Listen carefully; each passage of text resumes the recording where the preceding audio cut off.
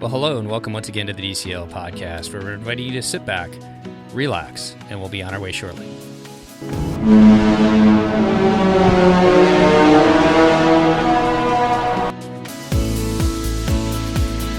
Well, welcome back to the DCL podcast, your podcast helping your family cruise a little smarter. And it's just me today. Christy is out on a cruise. She's cruising with Celebrity, and Chris is getting ready for him and Seth to head out on the Disney Wonder on Halloween, doing a Halloween high in the high seas, actually on Halloween. But I'm excited to bring back to the show. One of my favorite things of doing this podcast over the years is getting to meet several of you out there. And one of our favorite contributors, somebody who's been able to actually meet him and his wife down in Walt Disney World and just had an enjoyable time. So welcome back to the show, Frank, all the way down in Florida. How you doing today, Frank? Doing great. Thanks, Steve. It's nice to see so many people getting back out there and cruising. And it just does my heart good to see so many friends like you and Karen being able to get back on the ships and enjoy yourselves as well. Yeah, it was really a long time coming. We were sitting there thinking, it's been more than a year and a half, almost 2 years since we've been out on a cruise. And it was just great to be able to get back to it. Before we jump into kind of your trip report, what cruise did you guys book? And did you guys book this last minute? Because we ended up booking ours on the Wonder that we did just a couple of weeks ago, last minute, just after seeing everybody else having such a good time. We're like, we fit it in and just made it happen for Anawik and myself. What was this for you? Did you have it pre-planned? So we had actually been booked on the Magic out of New York for an October cruise that was going to go up to Canada. And I think that got canceled over the summer sometime, where they finally decided that wasn't going to go. We had all the cruise credit. We said, all right, well, let's find something else to do. So we went ahead and moved that over to an 8-night, what was at the time Eastern Caribbean on the Fantasy out of Canaveral, because we figured the Fantasy would probably be sailing. Sometime after we booked that, they switched it over to a Western Caribbean, because I don't think they're sailing to any of the Eastern ports yet. And so that was what was available. And, we were just happy to be able to be back on a cruise, and it was wherever we were going to go was going to be fine with us. And kind of reminded me, you've been on the Fantasy, I know, a couple different times. How many times have you been on the Fantasy? This was our 9th cruise on the Fantasy. Wow. I knew it'd been a bunch, but I couldn't remember if you were more Fantasy or more Dream. Yes, we've been on 23 total, so we have been on all 4 ships, but this was our 9th on the Fantasy, which for some reason seems to be the one we've been on the most. Okay. So did that bother you at all that's a dumb question maybe, but that they went from the Eastern to the Western? It actually got us to a port we'd never been to before, which we can talk about. We'd never been to Costa Maya before. That was fine. And the other thing was, when they made that switch, they gave everybody $500 in stateroom credit. And so that kind of eased the blow a little bit too.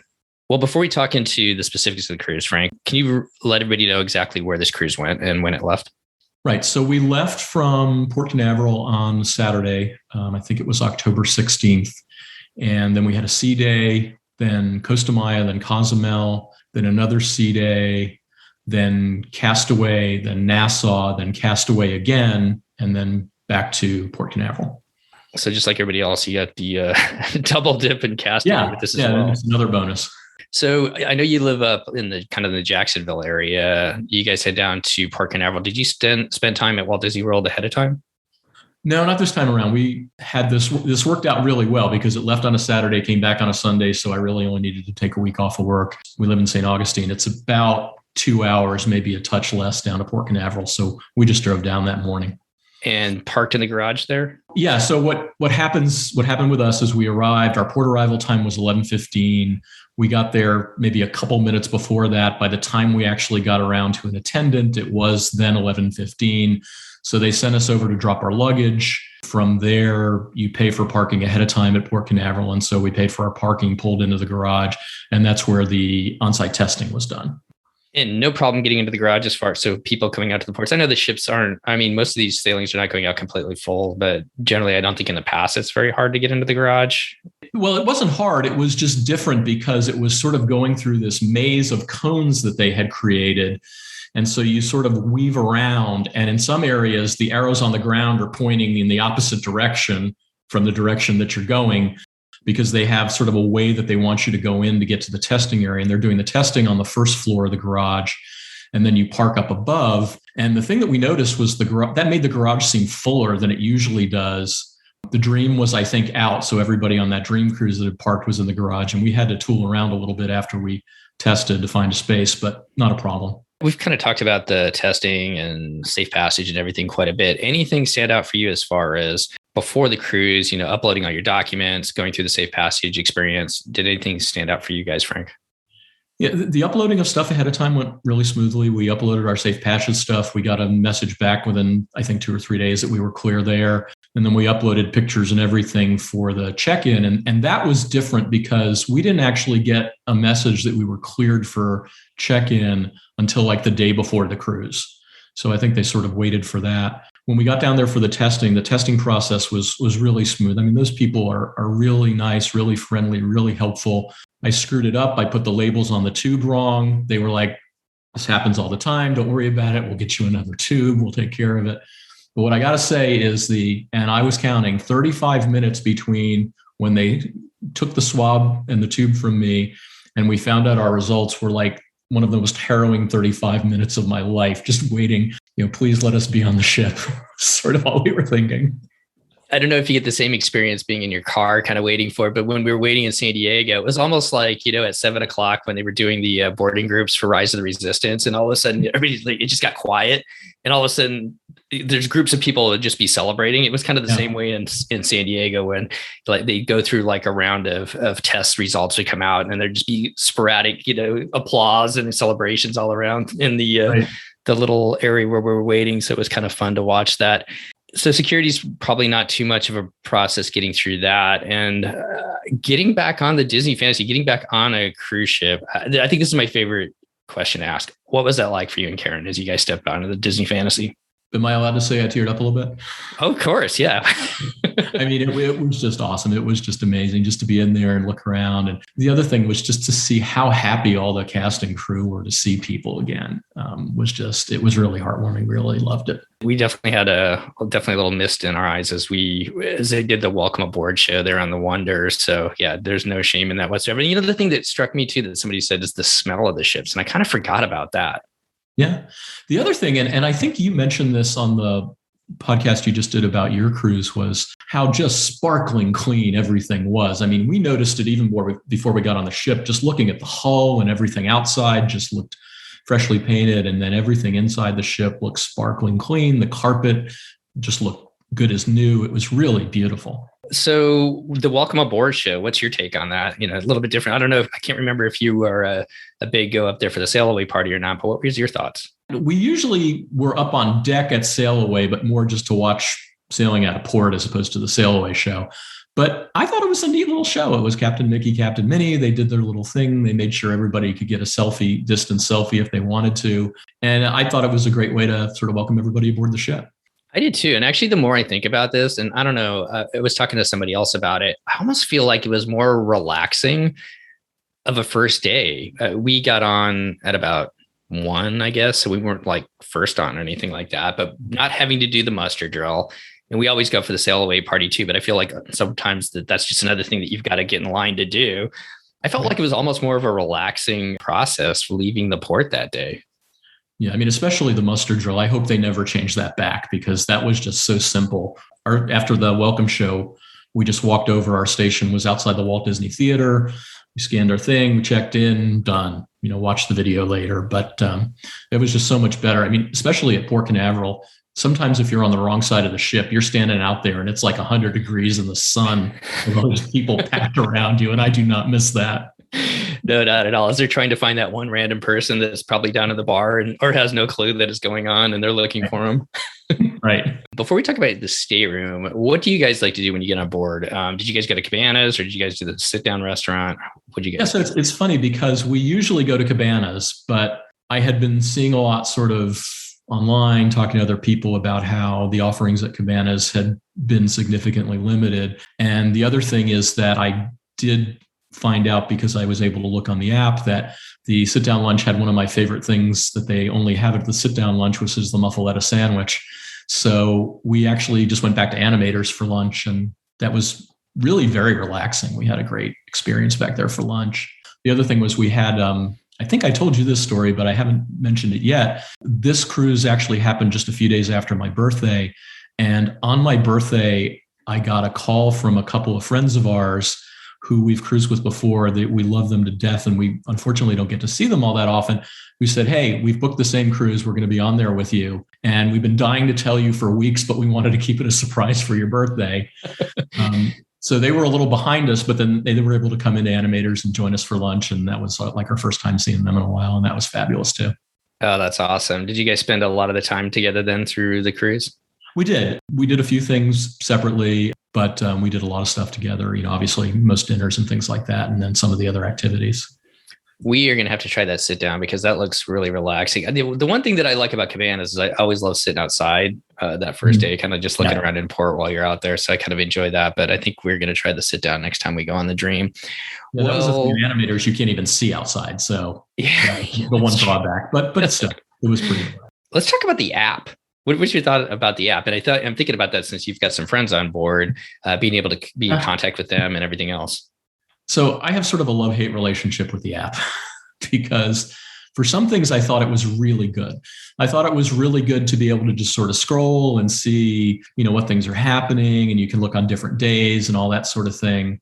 I wasn't thrilled with having the menus on the app. I just thought it was kind of clumsy because it's really, you're just scrolling. Well, those are the appetizers. Okay, those are the drinks. Where are the main courses? Oh, wait, I want to go back and look at the appetizers. That I was a little less thrilled with. And then the chat is great when it works, but the problem with the chat is that sometimes it seemed like the messages didn't go through. I think if they could sort of figure that piece of it out, then it would be great.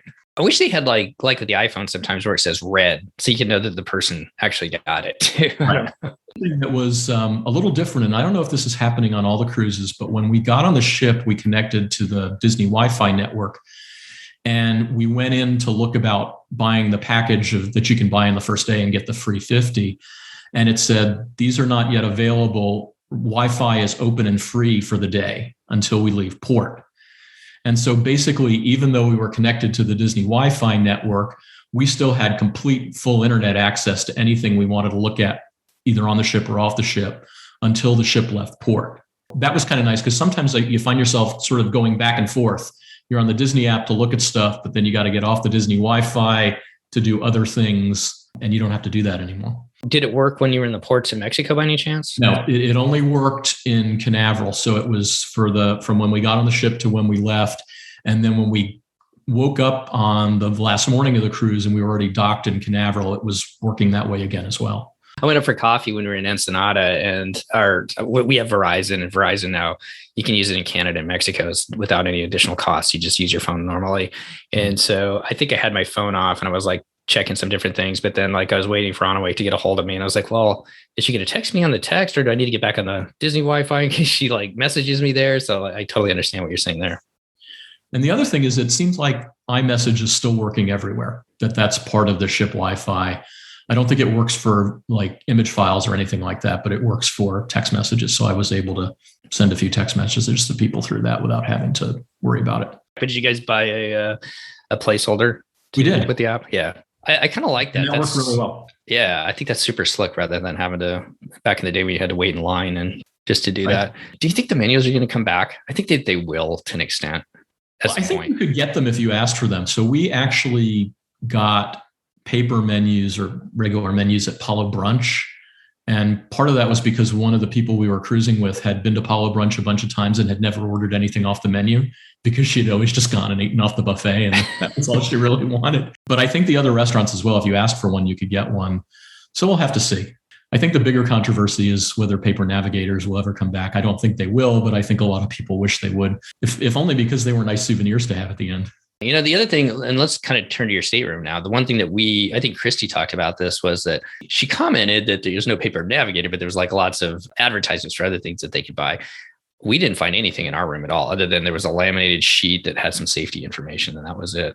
No, that was all we had in our room. And in fact, and the little room service breakfast cards, we're still using those. That was really it. Okay. Well, let's turn to the stateroom then. What did you guys book this time? So we booked a veranda cabin. We were on deck 6, starboard side, sort of right by the forward elevators.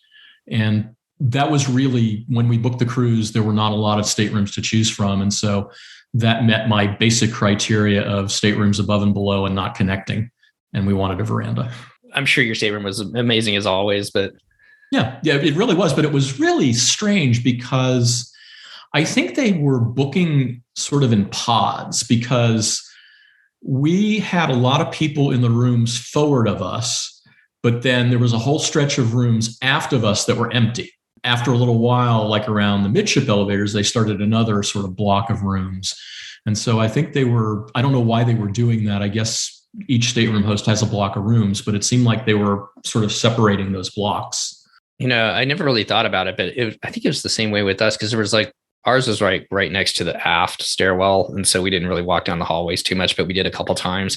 And there was 2 or 3 rooms that were always open with fans going on the inside of it. So I think it was kind of the same thing possibly with blocks. And maybe it was just to do with the stateroom hosts, kind of keeping the rooms near them where they were busy working on them. And I think the thing we noticed more than anything else would just be these stretches of rooms with nothing on their doors. And suddenly everybody's got their decorations and their magnets and everything. That's true. Okay, well, what do you want to talk about next? You want to talk about some food, some entertainment before we go through the ports and stuff? Sure. We talk about food if you'd like to. All right, let's talk about food. Are you guys first or second seating? And what are the pluses and minuses of either? So we are second seating people. It's a little bit late for us. I mean, I think if we had our choice, we would say we'd love to eat around 7:30. But our dining time was actually 8:05 this time for second seating because they spaced them out with the second seating. And I think that was the earliest time. I think that the first seating is just too early for us. And it's mainly because we've had a great lunch and we're not hungry yet by dinner. That's probably the biggest reason. I feel the same way too. 8's just an hour too late, but 5:30 or 5 something is just way too early. But I think, for people with kids who are used to eating that early, it's great. And that's great. I'm happy that they have those choices. The other thing about second seating is generally there's not as many kids there. And I don't mind kids. I actually like the energy with the kids running around and stuff, but it does seem to be a little bit calmer for the servers at the second seating. So you guys have Royal Court, Enchanted Garden, and Animator's Palette. Did anything stand out for you this time with the service team or the food? We had probably the best service team we have ever had. I mean, they were just awesome. We learned stuff from them that we had never heard from any other server. Like, apparently the server has this little stamp that he can stamp your order with. And it basically tells them, don't give them something that's been sitting around, make it fresh. It's the VIP stamp. I had never seen or heard of that before. But just overall, they were fantastic. They did a really good job. The dining rotation was sort of strange because what I think they did was they said, okay, the Fantasy usually does 7-night cruises, so we're going to do a 7-night dining rotation, and then we're just going to tack a day on at the beginning. Our first night was an Animator's Palette, which is usually the Crush show. We were not there because we went to Remy that night, but the friends that we were with were there, and they said they didn't do anything. They just had animated pictures on the screens, and the menu was not one of the standard menus. It was just some sort of random menu that they don't think they'd ever seen before. But then with the second night on, then it was sort of the usual. So there's the usual 3 menus that you see, and then, the Prince and Princess and those other menus, See You Real Soon, et cetera. And we did have the pirate menu one night as well. Yeah, but you said this was an 8-night cruise too. It was an 8-night. So it's and the shows were the same way, I think. And we can talk about that later, why I thought that was. But, in terms of the food quality, I thought the food quality was really good. They were really good about kind of, bringing you whatever you wanted to try. We always seem to end up with extra desserts on the table. They found out that a couple of people in our party really like mint chocolate chip ice cream. And so they got a dish of mint chocolate chip ice cream every night along with dessert. It was really a good experience. And I was happy because I got my escargot. And that's really the main reason to go on a Disney cruise, right? It is, exactly. That escargot really tasted good being back on there. And I think everybody else has kind of said the same thing. And I don't know if it's just because it's been so long since we've all sailed and now we're appreciating the food a little bit more. But for my mind, I thought the food was really good on our sailing as well. Let's turn to Remy, a place I've never been. I know that you guys have been there before. What was your dining experience like there? So now Palo, they've gone to a price fixed and an a la carte. How has Remy changed at all? A little bit. So just so you know, we did Remy dinner and Remy brunch, and we did Palo dinner and Palo brunch because we had a lot of stateroom credit and we love those restaurants. Anyway, so Remy dinner used to be sort of 2 separate price fixed menus, one from Chef Arnaud, the French chef, and one from Chef Scott Hunnell, who is also the chef at Victoria and Albert's. This time they just had Chef Arnaud's menu. And they also had some other things that you could substitute in if you didn't want something or something on that menu didn't appeal to you. But they were saying that they're just sort of building back up and they're trying to sort of get going. They don't have quite as many people in the kitchen. But that being said, the Remy dinner was fantastic. They are spreading people out in the restaurant. And so we actually got to eat in the Gusteau room, which is this private room that they have in the back of the restaurant that has lots of artwork from the Ratatouille movie. And I think just in order to spread people out, they were sort of using as much of the open space as they could. It was a fantastic dinner experience, and we really enjoyed it. Our waiter was actually a Brit. I think that might be the first time we've ever had that situation, but he was a great guy and really was very helpful throughout the meal, and we really had a great time there. Do you get the same thing then generally when you go to Remy? Well, the menu changes from time to time. Okay. So every few months or so. I know Chef Arnaud actually sails on the ships once or twice a year, and I think that may be when they do the menu changes. But some of the stuff has been there for a while because it's just kind of traditional. And the other thing is dinner at Remy is not just what you see on the menu. There's probably at least 4 or 5 other courses that aren't even on the menu, including a cheese course, extra desserts, amuse-bouche, all kinds of extra things that get thrown in there. So it has to be your plan for the evening because it's probably a good 2.5, 3 hour experience, but it really is just a fabulous meal. And how they do some of that stuff on a cruise ship, I will never understand because they do some amazing things. Okay. One last question. Do you guys like to do a big dinner like that and then have a port day the next day, or would you rather have it on a sea day? How do you plan it? If you had a choice. Well, for this cruise, it actually just turned out that was the only night that the Remy dinner was available for me to book. So that's what I booked. All things being equal, we definitely would prefer to have a sea day the next day, and thinking we're probably just going to be lying around and not doing a whole lot, which is sort of how it worked out. At least not having to get up early. Palo dinner. Any thoughts on the price fix versus the a la carte? So Palo, I don't want to. It was a great cruise, a great experience, but Palo dinner I think was the one thing I was most disappointed in terms of the change, especially that they've taken that antipasto out. And it used to be something that you always got. Now it's an extra charge. The price fix menu didn't actually appeal to any of us. And so we were sort of trying to figure out where our favorites went. And most of them were on the menu, but they were on the a la carte menu. And so just trying to sort of cobble everything together. And I don't quite understand why they're doing it that way. It's sort of, it wasn't broke. What are you trying to do here? But the food was great and our service was great. We were really fans of the way they've changed the structure. I agree with you on that. As far as there's a lot of favorites that are on the a la carte that I hope they rotate it through, or I hope it goes back to the way it was before. But I guess if you don't like it, for people that are listening to this, when you get that survey at the end after your cruise, annotate that, which is kind of what I said. I hope that they do something a little bit different with that. We had a great meal as well, and loved our server. She was amazing. So. Yeah. Well, before we turn to entertainment, was there anything that stood out for the brunches as far as Remy and Palo? The Remy brunch, and I'm not sure how this is possible, may in fact even have been better than Remy dinner.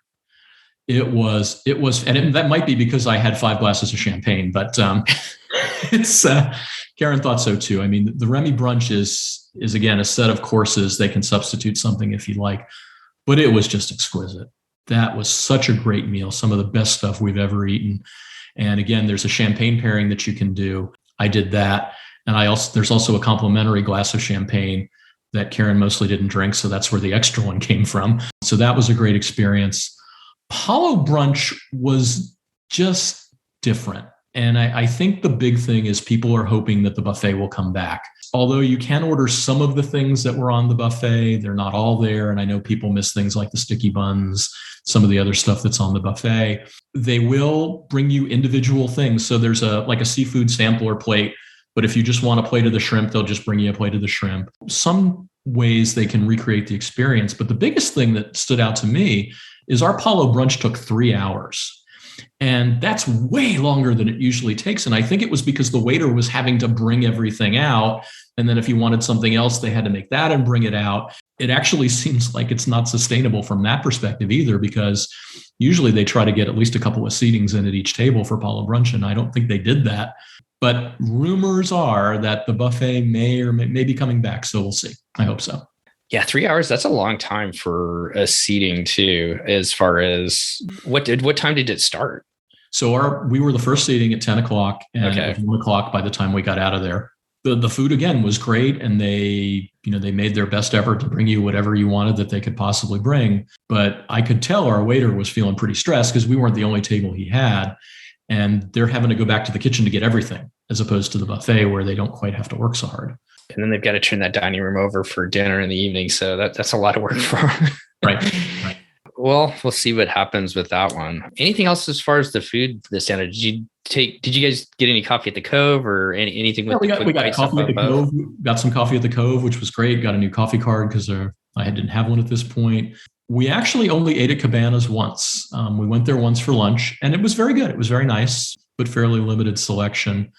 We did a couple of breakfasts in the main dining rooms, which were really nice. And we did a lot of room service breakfasts. So like on our port days when we had an early port adventure, on our castaway days when we just wanted to get out early, we just went ahead and did room service breakfast. And that worked out fairly well. You can just get the stuff delivered, have your little bite to eat before you get off the ship. That's a good tip to kind of break it up, because I think for us, 3 days in a row going to Cabanas, it's the exact same thing pretty much in every one of the stations. I mean, the food was good. Breaking it up that way, I think might be a little bit better on a longer cruise, because it almost gets to be like when you go to Mexico, those a la carte places where it's like the same food for 7 days in a row, and it's easy to get tired of it. So I like what you guys did there. The other thing that was different was the pool deck on the Fantasy. There's like 3 stations. There's like the pizza station, the burger and chicken finger station, and then kind of the sandwich station. They were not treating them like that. They had sort of the distance markers everywhere, and whichever station you went to, you ordered from whatever you wanted. So you could get a burger at the pizza station, or, a sandwich at the burger station or something like that, because they were trying to keep people separate. But again, the food up there was really good too. Seemed really fresh. Interesting. Yeah, they had different pizzas. They had like a pear and gorgonzola pizza at Pinocchio's on ours. Yeah, I think every day they have sort of one out of the box pizza. So I know we had the one I had that I thought was actually really good was they had a barbecue chicken pizza with like caramelized red onions, and that was really good. I like seeing them do that. So how was the adult areas up on the pool? Did you guys hang out up at the pool deck? It was weird. So if you look at this cruise, we found out there was about 1,050 people on the cruise. There were not a lot of kids on the cruise, as you might expect. So the Cove area was always packed. And there were always people in most of the chairs and the hot tub and the lounges and all that. Satellite Falls was actually usually pretty empty. There was that was the place to go if you wanted to sort of be somewhere quiet and away from what was going on. I should mention, because people wonder about this, the Cove Cafe did have the little free pastries. Well, I mean, free, you paid for the cruise, but included pastries during the day. And they also had the little antipasto plate in the evening. So they were doing that, but I did not see any other of because that in the adult area, sometimes they have those late night little buffets or things like that. They didn't have any of that stuff. Well, kind of sticking with entertainment on the ship, what were the shows like? And did you guys take into any of them? Yeah. So again, I think they stuck with this theme of it's a 7-night cruise with a day at the beginning. So the show on the first night was actually Taylor Mason, who's a ventriloquist. That was really good. We've seen him before and really enjoyed that. And then they did 2 nights of Aladdin, 2 nights of Frozen. They showed Shang-Chi in the main theater as the evening show one night. And then they did 2 nights of Believe. So we went to each of those one time. We actually saw Shang-Chi at a different time because we had something else going on. But on the sea days, do you remember, did they do matinees for people too? No, they didn't. So just the shows in the evenings in between the dinners. Shows in the evenings, and I think with the number of people, it was never like I thought there were people who would come late and not be able to get a seat. It seemed to be pretty reasonable for those. And I'm sure Aladdin and Frozen were amazing as they usually are. They were. Aladdin it's a little disappointing how they've changed the show, because Aladdin used to have a lot of stuff actually going on in the audience. And there would be like dancers and camels and all those kinds of things sort of going all around the auditorium. And they don't do that anymore. But it was still a really good show, as was Frozen. And Frozen really technically is amazing, some of the things that they do in that show. What else did you guys do? Did you guys do any of the games like Match Your Mate, trivia, or anything like that? Was there any medals won? Go on. There it is. So they did sort of a ton of trivias. I mean, and we did all sorts of trivias and were mostly bad at them. But apparently our wheelhouse was 80s music trivia. With the four of us, we were able to come up with enough answers to win that. We were pitifully bad at TV tunes trivia, and then sort of in between on a lot of other stuff. But they had a lot of trivias. They were mostly Allen O'Gills. There were a couple of times that I saw them turn people away because they were trying to sort of keep them spread out. But for the most part, if you were there, even 5 minutes ahead of time, you could get into those. And then they did adult stuff every evening in the Tube. They actually did Match Your Mate on 2 nights, and Taylor Mason did a couple of nights. They had a magician on board named Antoine Towner who did an adult show that was really good. We went to several of those. That was a little bit different, though, because if you think about all the things that I think Disney is doing really well to try to mitigate any COVID risk in terms of people being socially distanced, wearing masks indoors and all that, I think they have done a great job with that. But at the adult entertainment, they were filling every seat at every table. That was the one place there in the Tube where it felt like, maybe there's a few too many people in here, a little bit too close together. I guess the flip side of that is it's all adults and we know they're all vaccinated. So hopefully that's okay. But the shows in the Tube were really good. Match Your Mate is always fun. And so that was really interesting. And then it's fun to see those people around the ship afterwards. And you can tell, like, it's always one of the two is just so embarrassed that they don't even want to look people in the eye anymore. But the other one's got a big smile on their face. Right.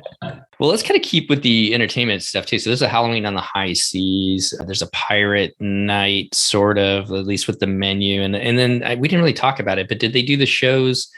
There's a whole bunch of topics here, but did they do the shows during the dinners as far as the princesses and the pirates coming out? Did you experience that? Yeah, they did. So one of the nights in Royal Court, they did the princesses. On Pirate Night, the servers were all dressed up as pirates, and they did a little kind of dance routine at some point. So they did do all of those things.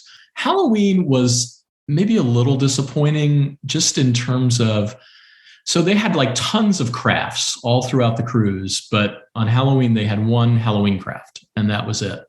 And so that was a little bit disappointing. The decorations were great. They had the pumpkin tree. They had the pumpkins on the windows and all that.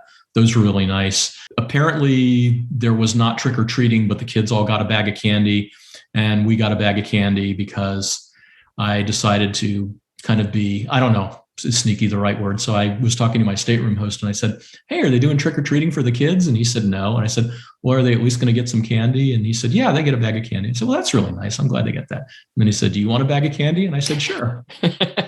He saw where you were going with that, didn't he? He saw where I was going. So I think that was good. And there were a lot of people in costumes for Halloween. So that was kind of neat to see. But there really wasn't anything where you see everybody in costume. The only thing was, I'm thinking, were fireworks that night? Because I think fireworks may have been that night, and that might have been a chance to see people. And no, they weren't, but it was the Mickey Masquerade show.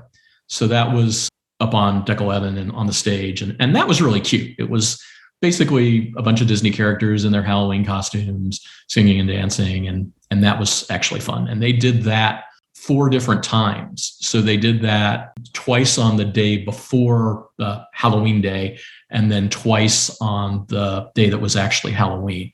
So there was plenty of opportunity for people to go see that Halloween show. So that was kind of nice.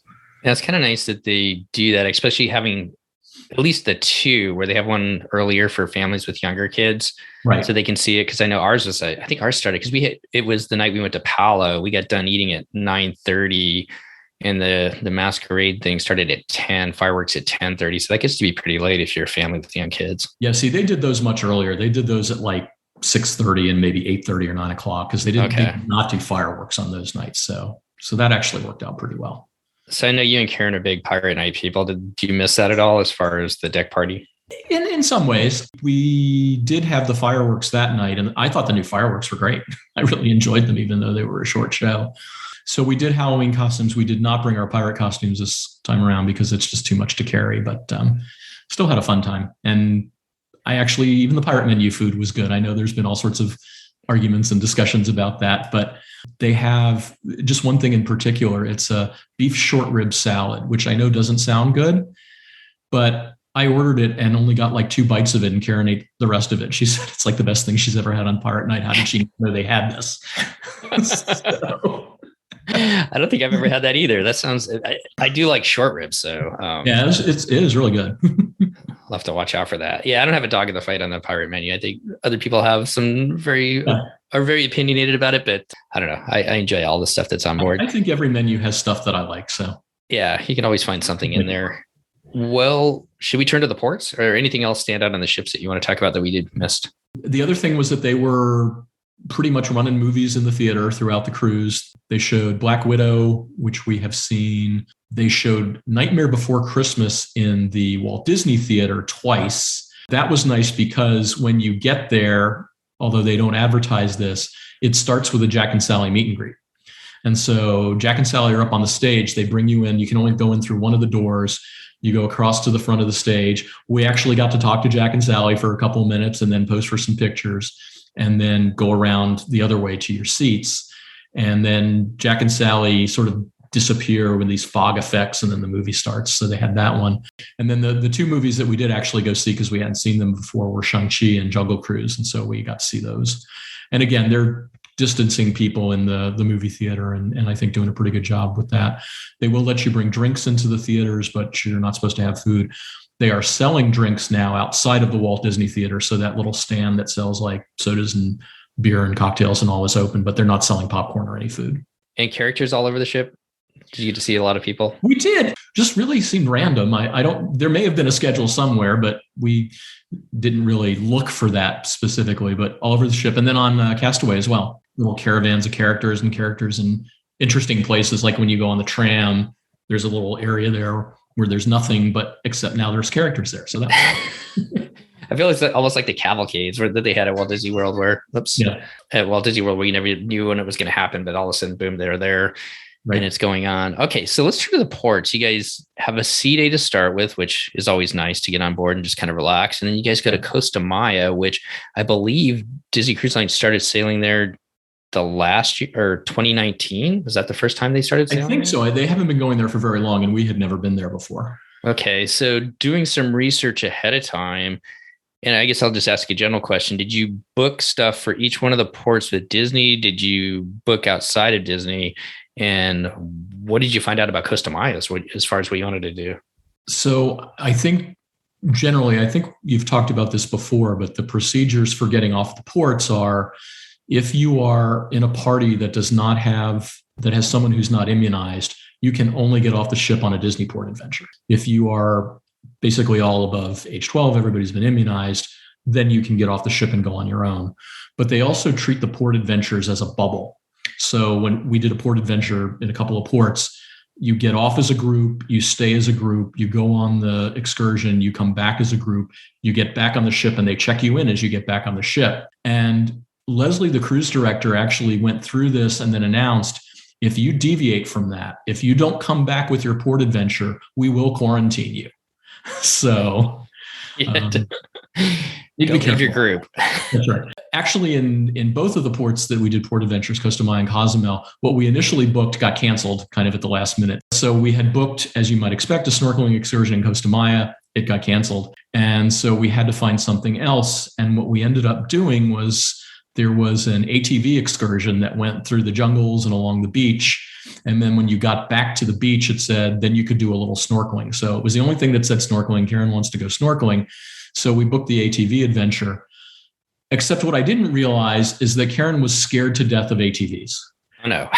She's never driven one before. She's never driven a jet ski, never driven a snowmobile, never done anything like that.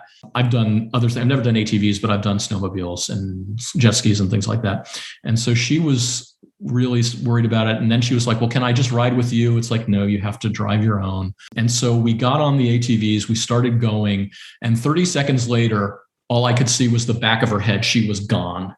She had the greatest time that I think we have ever had on any port adventure. And she was just zooming around people and in and out and just having the most fun I think she's had in a long time. And so that was really a lot of fun. And, we got to go through the jungle on Costa Maya. Costa Maya, a lot of it I think is sort of undeveloped, and then back along the coast because it's right on the coast there. And so that was, and then we went to this little beach club, and they really did keep it as a bubble. So there were only about, I think, 8 of us on this excursion. So we were the only ones in the bus going over to the place to get the ATVs. We're the only ones that did that. We were the only ones on the bus going to this little beach club. And then when we got to the beach club, we were the only ones in that area. They had food and drinks and stuff like that for an hour or so at the end there, sitting on the beach, and you had a great view of the ship. So that was really nice. So Karen found her inner Lightning McQueen, huh? Apparently, it wasn't safe to try to video her as she was swimming away because I was driving through. And it's the one time I wish I had a GoPro on my helmet or something, because then at least I could have gotten a picture of her back. I love it. I love it when people find stuff like that they're a little bit nervous of, and then they can start doing it, and it's just like the greatest time of their life. Did you guys get to snorkel then, or? She did a little bit. It was just a little area. There wasn't much out there to see, but at that point I was like, I'm just going to sit on the beach. You go ahead, have fun. I got myself a pina colada and kicked back. And for her, it was nice to just get back in the water again. Did you guys book this once you got on the ship? Because that's what happened to us too. It canceled ours. And we booked our wine tour as we're waiting to get on the ship in the port. Yeah. So this one actually canceled like 3 or 4 days before the cruise. So we booked it then. Our Cozumel excursion, which was also a snorkeling excursion, we got a message on the second day of the cruise, the sea day, that it had been canceled. And so basically we went into the app to find something else to book at that point. So what did you guys do in Cozumel? So we did the Fury Catamaran Sail Snorkel Beach Party, which was good, but really strange. I mean, I don't know if you've ever been on one of those kind of catamaran snorkeling cruises that then goes to the beach and it's like a beach party, but there were only about 15 people. You could basically spread out all over the catamaran. The snorkeling was really good. The other thing about this cruise was that the weather was fabulous. The only time that it rained was when we were in the water snorkeling in Cozumel. So the rain never affected us. And then we got to the beach, and the beach has like beach chairs set up for hundreds of people. And there's like 20 of us. So that was really sort of strange. But we got, get some food, get some drink. You have the kind of the beach to yourself. But we felt bad because it was almost like there were as many people working there as there were in our group. But what I figured out that they were doing is they were staggering groups. So like every 2 hours, they would have a different boat or a different catamaran come in with another group that would then get to enjoy their time on the beach and do whatever they wanted to do. And then they would take them away, I assume, clean up, and then bring in the next group. Was there any other ships in port with you guys in either of these? In Costa Maya, there was one other ship. There was a royal ship. In Cozumel, there was a celebrity ship and a carnival ship.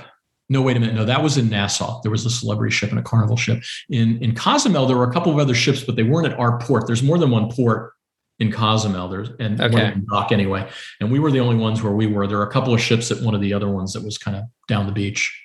I was just curious. There was a Holland America when we were in Ensenada. And so they were kind of doing the same thing at the winery, where I think like the 2 Disney buses, the kind of 2 separate bubbles too. And we kind of came in, and then as we were leaving, then the Holland America ones were coming in. So I think they're doing a pretty good job down there as far as keeping people separated at least a little bit. Right. And the other thing is they were picking people up for excursions much closer to the ship than you usually do. I mean, we didn't really have to walk very far for anything. They just wanted to get you and go.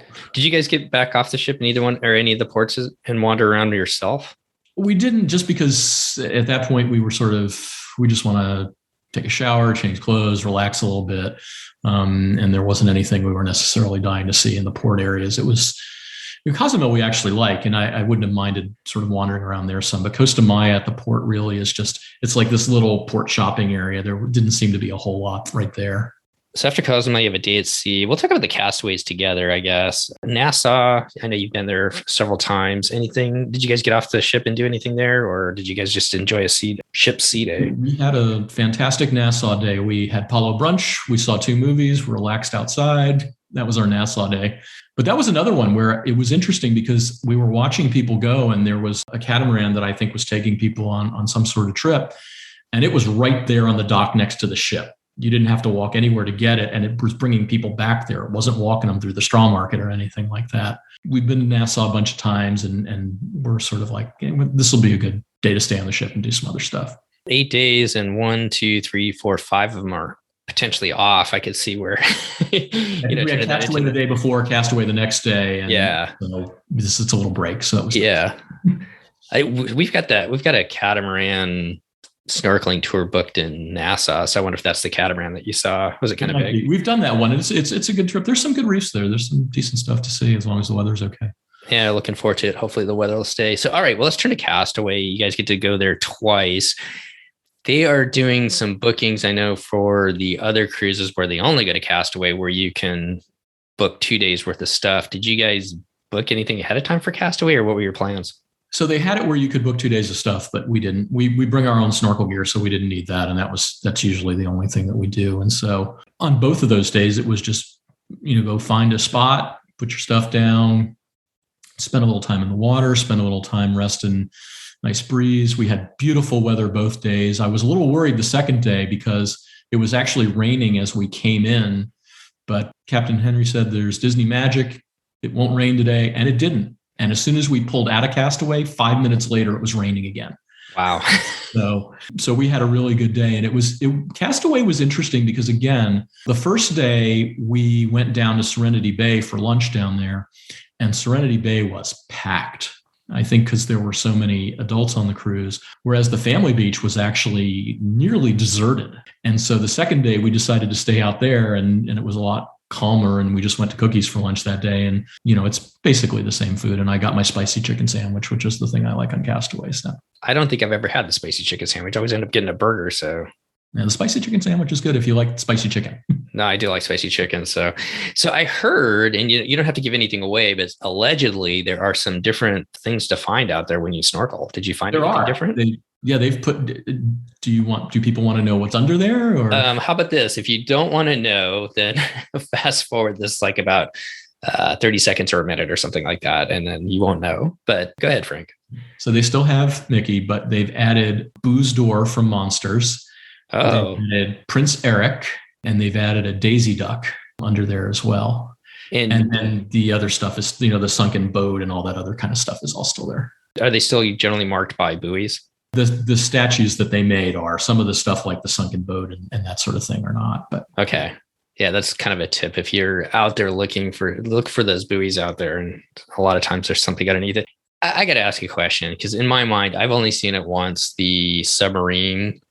Is that really a submarine from 20,000 Leagues Under the Sea? In my mind, I didn't think it was that big that people could even fit in it. I thought it was like a model. Am I out to lunch on that? Or I don't know. That's what they say. I don't know either. I mean, they say that's what's out there and that they sunk it there. But yeah, it doesn't actually look big enough, does it? No, I don't think it was big enough for people to be in it. And so like in my mind, I'm thinking, are they talking about something that they used in the movie? Or I don't know. Maybe I'll have to research that one, I guess. I'm going to try and find it, though, in November, next month, when we hopefully go out there.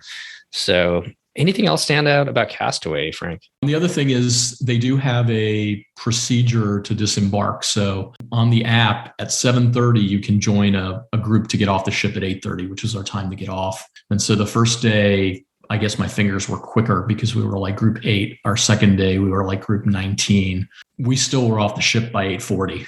So it really wasn't that big a deal. That's just something people sort of need to know about. And then at a certain point in the day, it just says get off anytime you want once they've been there for a little while.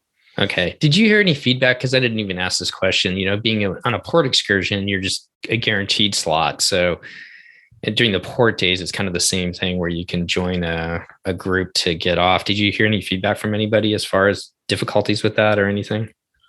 No, I really didn't.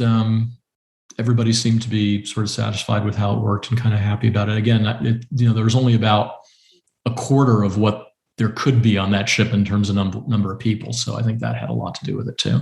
Did you feel the ship felt busy, or did you feel like it just felt less crowded, but there's always something kind of going on? Does that make sense what I'm asking? For the most part, except the hallways just always seemed deserted. In the other areas of the ship, it seemed like, not nearly as crowded as usual, but still plenty going on, that sort of stuff.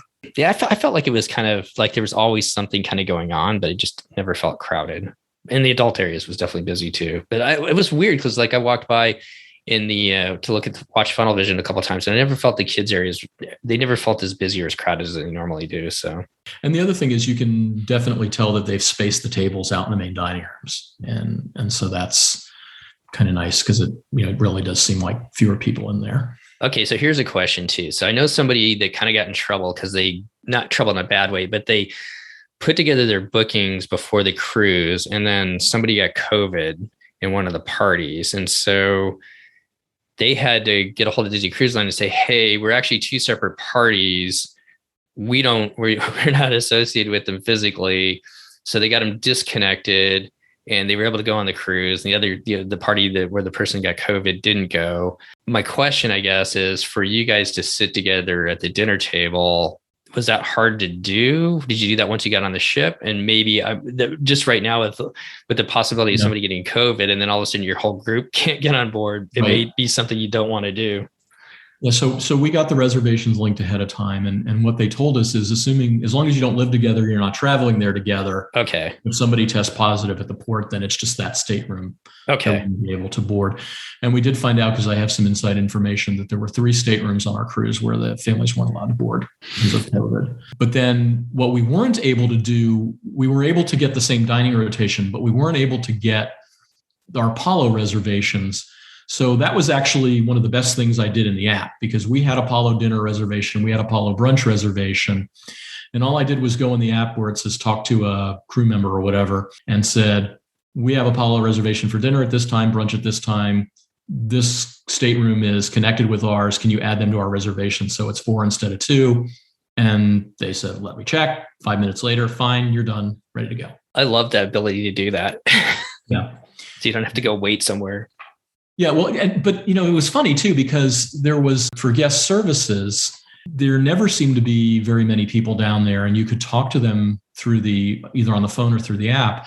And towards the end of the cruise, I called down to guest services because I wanted to ask them, is there a way for me to increase the tips that we're giving some of the people that we've interacted with, because they've done a fabulous job. They don't have as many people to take care of, and we'd really like to do something for them. And they said, well, you need to actually come down in person and sign something. Well, when should I come down? They said, I come down anytime. So I don't know whether that appointment thing is really being adhered to, even though they say if you want to come to guest services, you need to make an appointment. And I actually just walked up to guest services when we first got on the ship just to put a gift card on our account, and had no problem doing that either. We did this. I did the same thing too. Like, I just walked by and I wanted to add additional tips onto our servers and stateroom hosts and everything like that, and without an appointment. And they took care of it right away there too. So maybe they didn't have any appointments at that time, but might be something that you could do if it doesn't look like they're busy. Yeah, but it never seemed really busy down there. I mean, I never saw anybody actually waiting in line. There was occasionally a few people at the desk. Well, I guess as we finish up, you guys get back after Castaway back into Port Canaveral. Anything as far as the disembarkation process went? No, it was actually really smooth. We went ahead and usually we just go to Cabanas, grab something, walk off the ship, but we went ahead and went because we loved our servers so much. We wanted to see them one more time. So we went to our breakfast, and that was at 8:15. We were off the ship, I think, by like 9:15, 9:30. There was almost nobody in the customs lines, just sort of breezed right through, went to the car, gone, headed home. Well, I'm so happy that you and Karen were able to get back on board. And what a special way to celebrate your birthday too, with friends that you haven't been able to see for such a long time. As we kind of finish up, Frank, do you have any tips or advice for people who are going to be sailing soon, whether it's either out of Port Canaveral on the Disney Fantasy, or just changes that you've seen as far as since you've been on so many cruises, maybe some changes that people should anticipate until things kind of get back to a little bit more normal? Yeah. One other thing about disembarkation that we didn't have to deal with, but for the cruises that are more than a certain length, and I think it's like 5 days, if you are unimmunized, you have to be tested before you get off the ship. And so that was basically the kids. So they were actually making appointments for those staterooms that had kids that needed to be tested on that last day. From what I understand, it sounded like most of them were getting tested like 7:30, 8 o'clock in the morning before they went off to Castaway. So there is that piece to it as well. We felt completely safe on the cruise. I am not somebody we're not people who've been taking a lot of risks out in public. We've been wearing masks even when it's not required in certain situations and those kinds of things, but really never felt unsafe at all. The only thing that always gives me pause is, if we had gone down there and, worst thing in the world, obviously, if our COVID test had come back positive, we'd have gotten our money back for the cruise. We could just get in our car, drive home. I worry about people who are flying somewhere to go on a cruise because, and you would know better than me, but I think if they test positive, they can't get back on the plane to go home. And they would have to pay for changes anyway to what their flight schedule was. And it just sort of all these layers of complexity, and, definitely have good insurance if you're going to be doing that, because there is that chance. Well, those are definitely good points there, especially if you're traveling, quite a distance and flying, like you said, Frank. Well, I guess as we finish up, I know that you guys have always got something else planned in normal times, and hopefully we're kind of trending that way. What's up next for you and Karen? Yeah, so I'm looking here in the app so I can count. We have 1, 2, 3, 4, 5. We have 8 Disney cruises booked. Oh my gosh. Year plus. A lot of it is just using up cruises that have been canceled, and then we got a few new ones because we wanted to get on the Wish. But our next cruise is going to be, we're actually doing sort of a mini Grand Slam here. So we did the Fantasy just this month. We're going to do a 3-night on the Dream in December, just to sort of see some of the Christmas stuff and just sort of a weekend.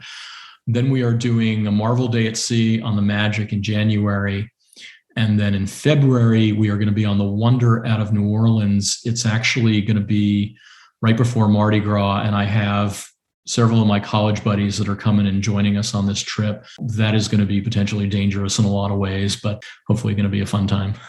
So Mardi Gras and Frank and his college buddies down in New Orleans. Yeah. it's going to be a good month down there. One of whom is already retired, which makes me feel old, but he retired young. And so he's got no worries about anything. I hope you guys just have a great time. And thank goodness for the app, I guess, to be able to keep track of all those different cruises as well, as far as when you need to start your check-in process too. But all of these were cruises that we had booked some other time somewhere else that got canceled. So, so I got 2 quick questions before we finish up. As somebody who lives in Florida, with the Wish coming to Port Canaveral, that's going to push the Dream down to Miami, and I believe eventually possibly Fort Lauderdale. What are your thoughts about cruising out of Miami as somebody who lives down there, or traveling further south? Is that something you look forward to, or do you think you're going to gravitate mostly towards Port Canaveral?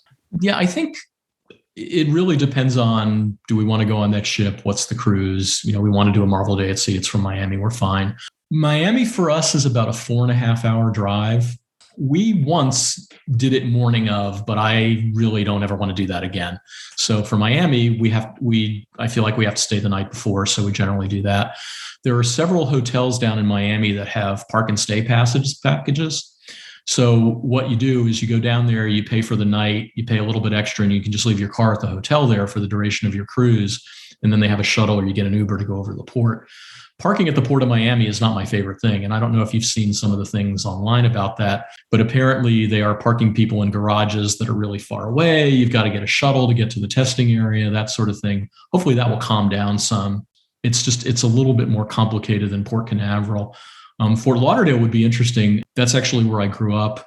And it's actually probably about 45 minutes to an hour closer to us. So that would be a little bit easier. But I've never actually been to the port in Fort Lauderdale, so I don't know what that's like. But I think the bottom line is we're going to be looking at, what are the itineraries? Where are they going? The Wish, we want to get on it. We want to see it. We want to experience it. But again, it looks like it's just going to be doing those 3 and 4 nights to the Bahamas for the foreseeable future. And, once you've done that a few times, you're sort of looking for different things to do. One of the cruises we have booked next year is we're actually going to fly out to San Diego and do one of the Wonder cruises down to Mexico, just because we've never been there before. And so get to do that and go to Disneyland for a few days, that sort of thing. That'll be a wonderful trip. I love that. The weather can be a little bit cool, so that can be a little bit iffy, and the seas could be a little bit rough sometimes going down to the Pacific. But if you get lucky and everything kind of works out, that's I would love those cruises down there. I can tell you now, though, Karen's not doing that walk to and from the airport. No, I wouldn't expect that. I'd do it by myself, but I wouldn't do it with her.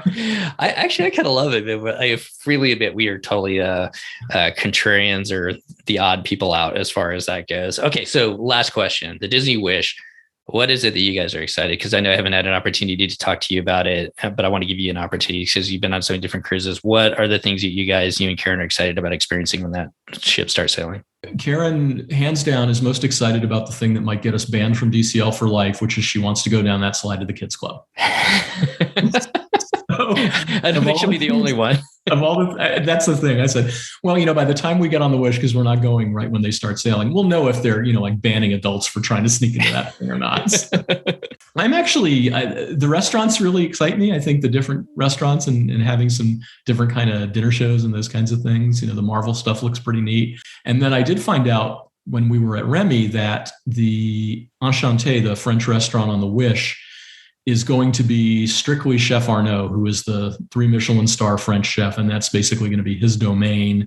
And it's going to be sort of a hyped up menu for them. And so looking forward to that. I'm sure there's going to be all sorts of interesting stuff. I mean, I love Star Wars. I love the Star Wars stuff. The fact that they put the Star Wars bar in the main lobby scares me because I feel like you're never going to be able to get in there. But hopefully that's going to be pretty cool too. I know a lot of people are excited about all those different things, and hopefully there'll be enough things going on around the ship so that not everybody just gravitates towards the Star Wars bar. But I'm with you. It kind of makes me a little nervous as well with it being right there in the lobby. Well, Frank, thank you so much for coming back on and sharing your and Karen's experiences on the Disney Fantasy on this sailing, beautiful 8-day sailing out of Port Canaveral. Thank you so much for being such a huge contributor to our podcast over the years. And it's always good to catch up with you. And I hope to see you down at Walt Disney World soon. Yeah, happy to do it. Thanks for having me, Steve. All right. All the best to you. All the best to Karen. And we'll look forward to talking to you when you get off one of those 8 other Disney cruises that you have booked. We're crazy. All right. Cheers. We'll talk to you soon, Frank. Bye-bye. Well, that's a wrap for our show today. Once again, I really want to thank Frank for coming back on and sharing his and Karen's experiences as they sailed 8 days on the Disney Fantasy. It's so good to see him getting back out on the seas with Disney Cruise Line, along with a lot of the rest of you who are out there sailing with DCL since they started sailing again. We'd like to also give a huge shout out to our Patreon supporters who help bring this show to you each and every week, commercial free. If you'd like to find out more about our Patreon program, you get over to patreon.com/DCL podcast and find out all the information there. Well, as we head into the holidays, we've got a couple of very merry time cruises that we're going to bring to you next week. Look for a very merry time cruise aboard the Disney Magic out of Miami. And then eventually Wake and I are going to get together and give our very merry time /Thanksgiving cruise as well. We'll get that out as well. So we look forward to talking about the little bit more holiday themed cruises as we continue on into December. Well, if you and your family are heading out on a Disney Cruise Line sailing here soon, heading down to the parks at Walt Disney World Disneyland, or maybe you're adventuring out with Adventures by Disney, on behalf of myself, Steve, Christy, and Chris, all of us at DCL Podcast, we'd like to wish you and your family just be safe out there. Enjoy the time you have spending together. Happy holidays, and we'll see you next time on the DCL Podcast.